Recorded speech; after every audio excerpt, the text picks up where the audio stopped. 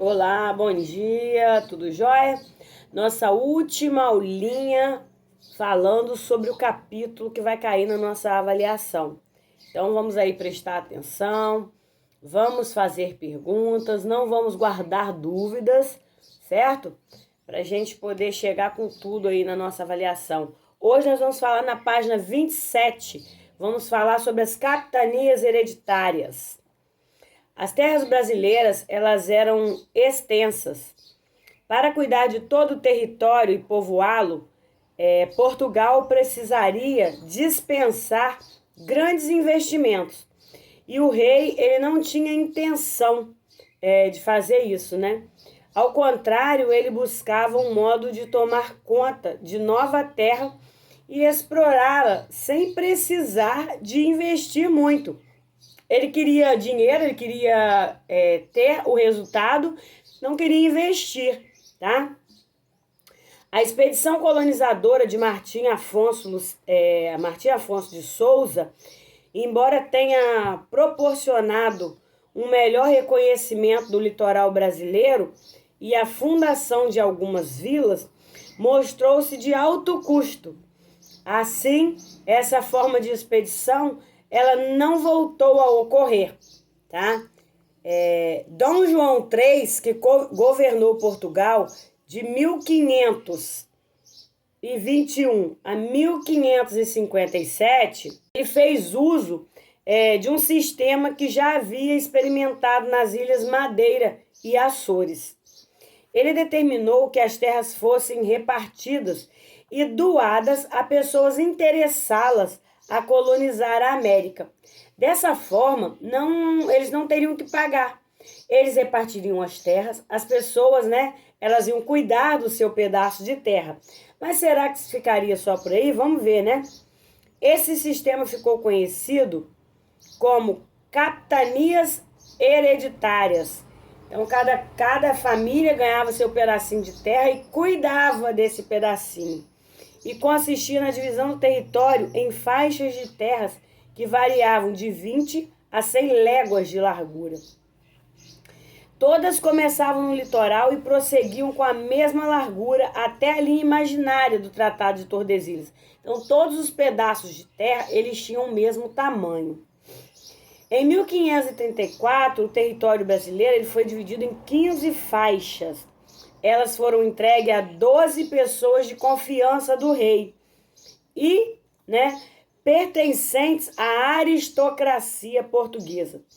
Os beneficiários de terra eram chamados de donatários. Então, quem recebia essas terras, que foram aí divididas, chamadas de capitanias hereditárias, esses donos de terra eram chamados de donatários. Eles tinham o direito de explorar as riquezas encontradas em sua capitania, Contudo, deveria arcar com as despesas, empregadas para a exploração e a colonização do território. Cada pedaço de terra, então, era o donatário, Era ele quem tomava conta, ele quem arcava com todos os gastos, tá? E embora ele pudesse fazer essa exploração. Os donatários também se responsabilizavam por arrecadar impostos e aplicar a justiça. Com isso, o que acontecia? Portugal ele não precisava investir dinheiro. Ele já tinha ali os donatários que faziam isso. Além de povoar, além de cuidar das terras, eles se responsabilizavam em receber, arrecadar os tributos e faziam justiça, eles mesmos. A carta de doação e o foral, eles eram documentos que oficializavam o recebimento da terra pelo donatário e o início de suas obrigações com o rei de Portugal. Então, cada donatário ele era responsável pelo seu pedaço de terra. Ele era responsável por manter a justiça, era responsável por cuidar, por fazer plantios ou por explorar o que aquela terra tivesse de melhor. Após a morte do donatário, a capitania era passada para seu filho mais velho, por isso, capitanias hereditárias, por esse nome hereditário, Essas terras não poderiam ser vendidas e nem divididas. Receber uma capitania no Brasil era uma honraria e também um negócio arriscado. Os donatários, além de investir o próprio dinheiro em terras distantes de Portugal, né, eles estavam expostos a diversos perigos, como a hostilidade de alguns povos nativos, as doenças tropicais e as possibilidades de não encontrar riqueza alguma. Tinha isso, né? Eles estavam ali em busca de riqueza. Embora eles poderiam não encontrar riqueza alguma naquela terra, né? De repente ela era boa somente para o plantio ou somente para criar alguns animais ou alguma coisa assim, mas não tinha um outro tipo de riqueza a qual eles procuravam. Também havia a pirataria corsária, que nós já falamos, né?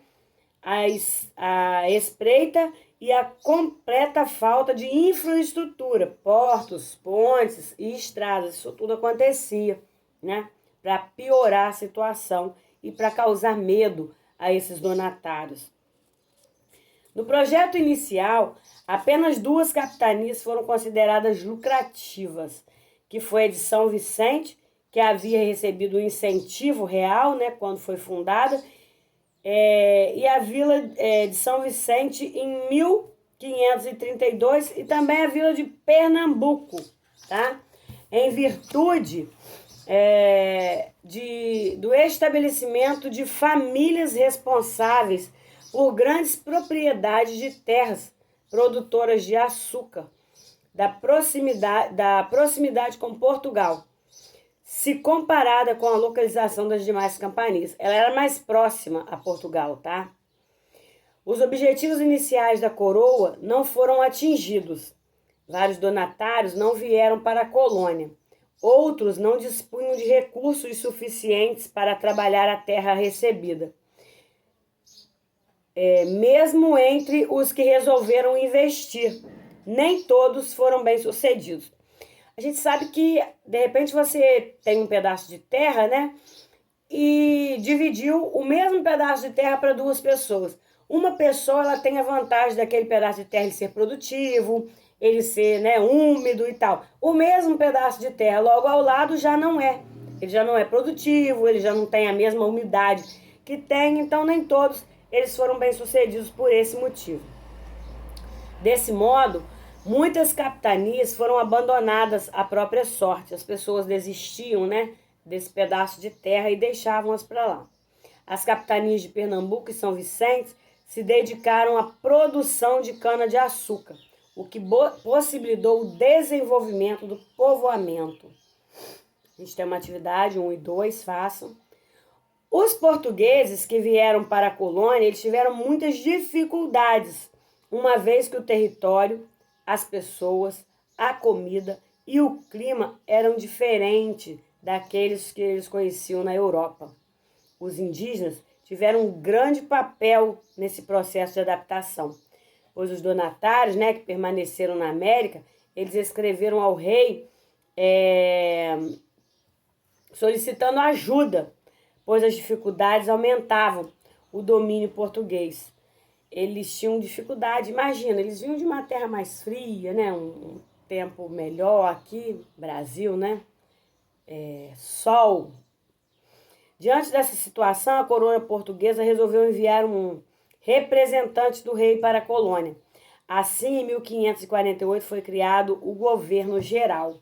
Eles começaram a ter, então, o apoio desse governo geral.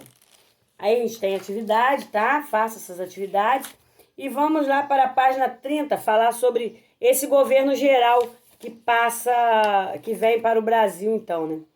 A criação do governo geral, em 1548, ela não significou o fim das capitanias hereditárias, as quais existiram até a segunda metade do século XVIII. Olha, vou reconsiderar com vocês e vou deixar o governo geral para a próxima aula, porque a gente tem atividade, tem bastante atividade aqui.